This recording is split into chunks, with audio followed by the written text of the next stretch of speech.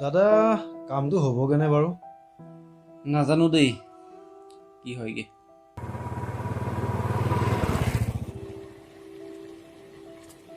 অহাকালিৰ পৰা খুলিব বুলি শুনিছো। নাই অ' কালিৰ পৰা খুলিব বুলি শুনিছো।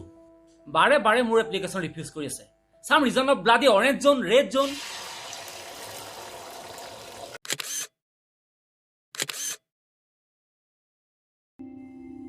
ছাৰ কথা এটা সোধো বুলি ভাবিছিলো।